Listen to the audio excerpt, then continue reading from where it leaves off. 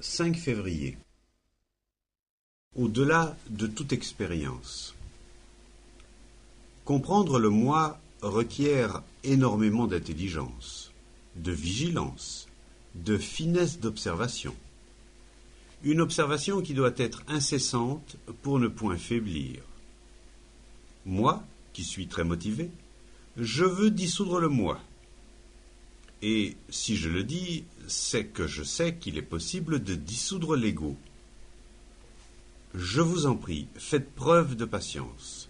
Quand je dis « je veux dissoudre ceci » à l'instant même et dans le processus auquel je me plie en vue de le dissoudre, intervient l'expérience du moi, ce qui a pour effet de renforcer le moi.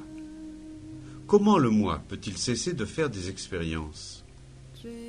On voit bien que la création n'est en aucune façon l'expérience du moi.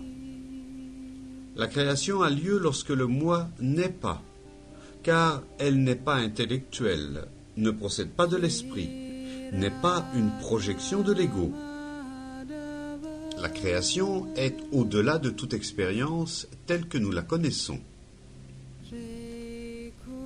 Est-il possible à l'esprit d'être tout à fait silencieux, dans un état où il ne reconnaît pas et donc ne fait pas d'expérience, dans un état propice à la création et qui est le moment où l'esprit n'est pas là, où il est absent?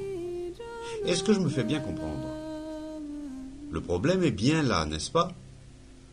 Tout mouvement de l'esprit, positif ou négatif, est une expérience qui, en réalité, ne fait que renforcer le moi. L'esprit peut-il ne pas reconnaître? Cela n'est possible que lorsqu'il y a silence absolu. Mais pas un silence qui soit une expérience du moi, ayant pour effet de le renforcer.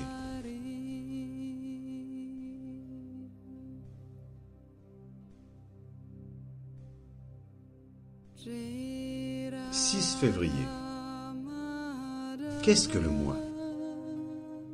La soif de pouvoir, de reconnaissance sociale, d'autorité, d'ambition, et ainsi de suite, sont les différentes formes que prend le moi. Mais ce qui compte, c'est de comprendre le moi, et je suis certain que vous en êtes convaincus. Permettez-moi d'ajouter qu'il faut prendre ce sujet très au sérieux, car j'ai le sentiment que si vous et moi, en tant qu'individus, et non en tant que groupe de personnes se reconnaissant dans certaines classes sociales, dans une certaine société, certaines lignes de partage climatique, pouvons comprendre cet état de choses et influer sur lui, alors, je le crois, une véritable révolution aura lieu. Dès que ces notions deviendront universelles et mieux organisées, le moi va immédiatement s'abriter derrière elles. Alors que si vous et moi, en tant qu'individus, savons aimer, savons mettre toutes ces notions en pratique de façon authentique dans la vie quotidienne, alors la révolution qui est si essentielle verra le jour. Vous savez ce que j'entends par le moi.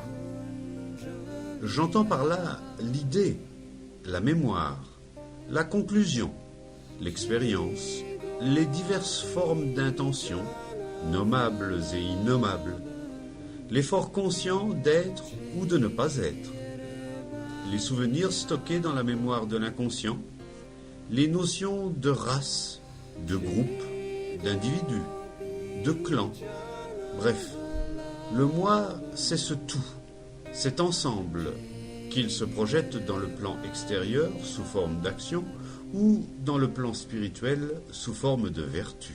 Le moi, c'est l'effort pour atteindre à tout cela. La compétition, le désir d'être en font partie. C'est l'ensemble de ce processus qui constitue le moi, l'ego. Et nous savons vraiment, quand nous y sommes confrontés, que c'est quelque chose de mauvais. Car le moi divise, il enferme. Ces activités, si nobles soient-elles, restent séparés, isolés. Nous savons tout cela. Nous savons aussi combien sont extraordinaires ces moments où le moi est absent, où il n'y a nulle impression de contrainte, d'effort, ce qui est le cas lorsqu'il y a l'amour.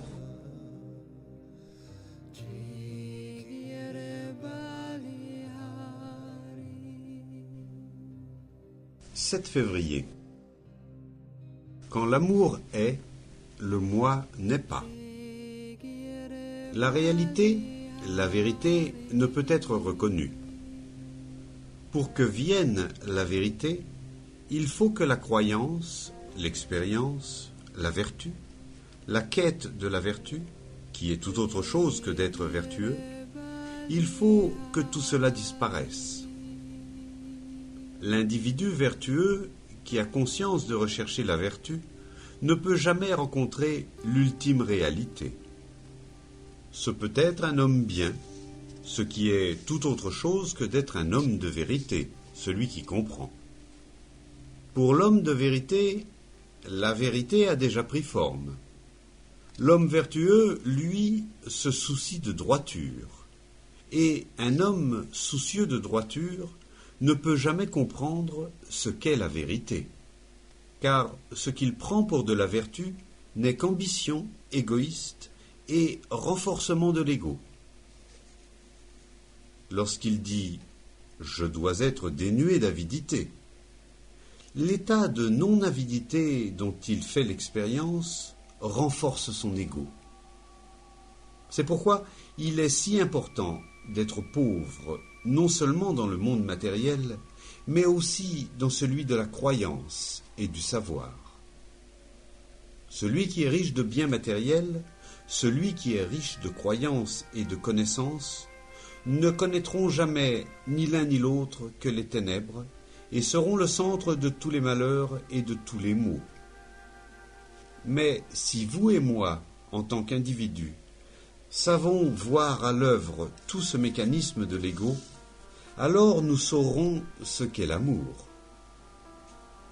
Je vous assure que c'est l'unique réforme qui soit vraiment capable de changer le monde. L'amour n'est pas le moi. Celui-ci ne peut pas reconnaître l'amour. Vous dites « j'aime » et pourtant, dans l'expression même de l'amour, dans l'expérience même qui en est faite, l'amour n'est pas. Mais lorsque vous connaissez l'amour, l'ego n'est pas. Quand l'amour est, le moi n'est pas.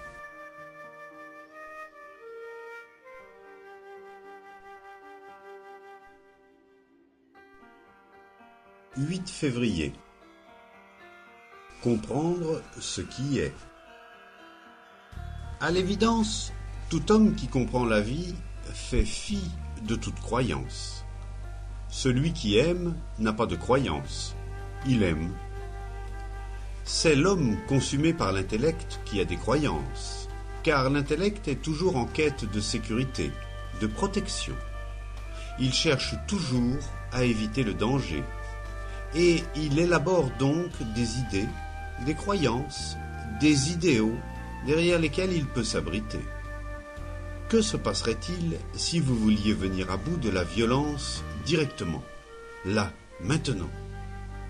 Vous seriez un danger pour la société, et parce que l'esprit anticipe le danger, il dit « Il va me falloir 10 ans pour réaliser cet idéal de non-violence », ce qui n'est qu'un mode d'action illusoire et faux. Comprendre ce qui est importe plus que de fabriquer des idéaux et de s'y soumettre ensuite parce qu'ils sont faux. Alors que ce qui est la réalité vraie. Pour comprendre ce qui est, il faut des capacités immenses. Il faut un esprit vif et dénué de préjugés. C'est parce que nous ne voulons pas affronter et comprendre ce qui est que nous inventons toutes sortes d'échappatoires et les parons de beaux noms tels que l'idéal, la foi, Dieu. Assurément, ce n'est que lorsque je vois le faux pour ce qu'il est que mon esprit est capable de percevoir ce qui est vrai.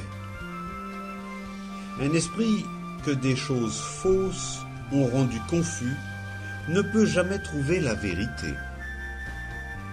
Donc, je dois comprendre ce qu'il y a de faux dans mes relations, dans mes idées, dans tout ce qui m'entoure, car la perception de la vérité suppose que l'on comprenne ce qui est faux. Si l'on ne supprime pas les causes de l'ignorance, il ne peut pas y avoir d'éveil. Et rechercher l'éveil alors que l'esprit est dans l'obscurité est tout à fait vain et dénué de sens. Donc, je dois commencer par voir ce qu'il y a de faux dans ma relation aux idées, aux gens, aux choses. Lorsque l'esprit perçoit ce qui est faux, alors advient le vrai, et alors est l'extase, alors est le bonheur.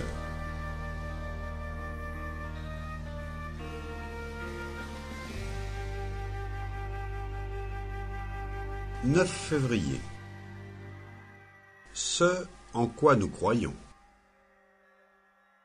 La croyance est-elle source d'enthousiasme ?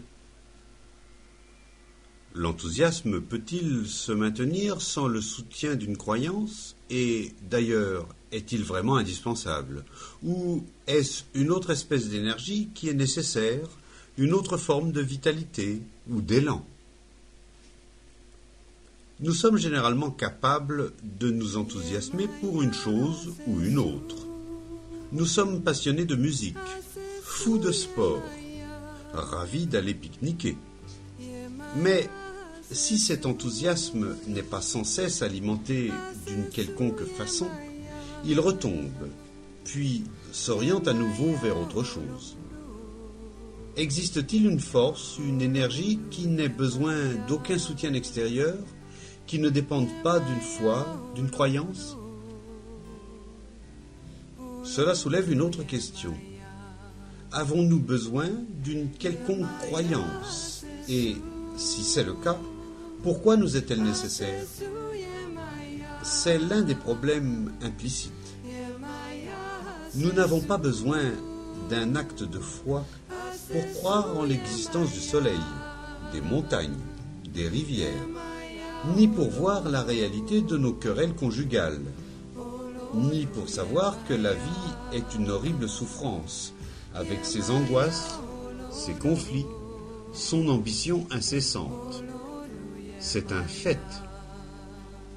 Mais nous revendiquons une croyance lorsque nous voulons fuir les faits pour plonger dans l'irréalité.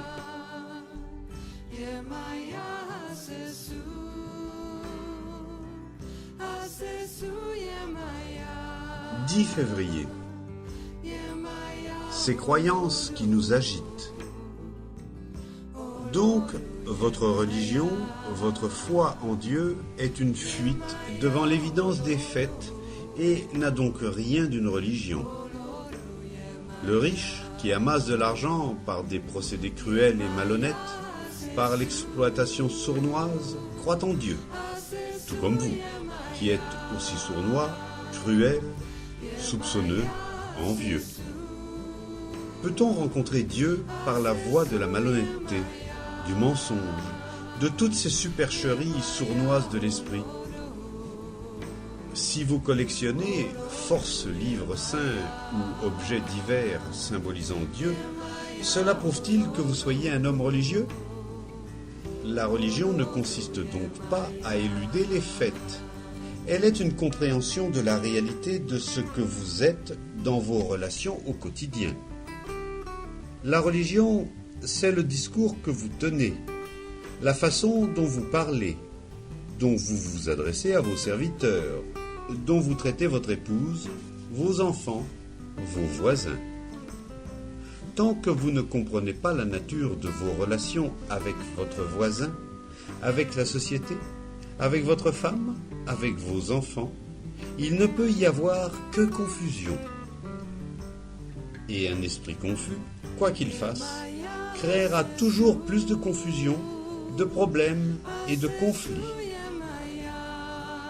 L'esprit qui fuit l'évidence des faits, la relation telle qu'elle est, ne rencontrera jamais Dieu. Un esprit qui est agité par des croyances ne connaîtra jamais la vérité. Mais l'esprit qui comprend les relations qu'il entretient avec les biens, les personnes, les idées, l'esprit qui ne se bat plus contre les problèmes suscités par les relations et pour qui la solution n'est pas l'échappatoire, mais la compréhension de l'amour, cet esprit-là est le seul qui soit apte à appréhender le réel.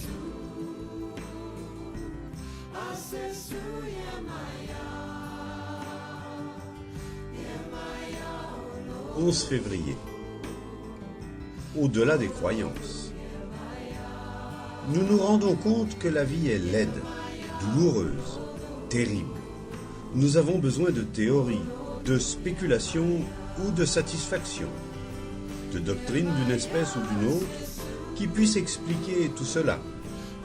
Nous nous laissons donc piéger par des explications, des mots, des théories, et peu à peu, les croyances s'enracinent, se font de plus en plus profondes et inébranlables, car derrière ces croyances, derrière ces dogmes, il y a la peur incessante de l'inconnu, que jamais nous ne regardons en face, mais que nous éludons. Plus fortes sont les croyances, plus forts sont les dogmes. Et lorsque nous examinons ces croyances, la foi chrétienne, hindoue ou bouddhiste, nous constatons qu'elles divisent les êtres. Chaque dogme, chaque croyance comprend une série de rituels, une série de contraintes qui, à la fois, relient les hommes et les séparent. Alors, nous cherchons activement à découvrir la vérité, à savoir quelle est la signification de cette détresse, de ces luttes, de cette souffrance. Et nous tombons très vite dans le piège des croyances, des rituels, des théories. Les croyances sont corruptrices, car derrière la croyance et le moralisme se dissimule l'esprit, le moi, l'ego qui gagne en ampleur, en puissance et en force. Nous considérons que la religion, c'est croire en Dieu, croire en quelque chose. Nous considérons qu'avoir une croyance, c'est être religieux. Vous comprenez ? Si vous ne croyez en rien, vous serez considéré comme un athée. Vous serez condamné par la société. Une société donnée condamnera ceux qui croient en Dieu. Une autre, ceux qui n'y croient pas. Mais elles sont en fait identiques. La religion devient donc affaire de croyances. Et les croyances agissent et influencent l'esprit en conséquence. L'esprit ne peut donc jamais être libre. Pourtant, c'est seulement dans la liberté que vous pouvez découvrir ce qui est vrai, découvrir ce qu'est Dieu, et non par l'intermédiaire d'une quelconque croyance, car votre croyance ne fait elle-même que projeter votre propre vision de ce que devrait être Dieu, de ce que devrait être la vérité.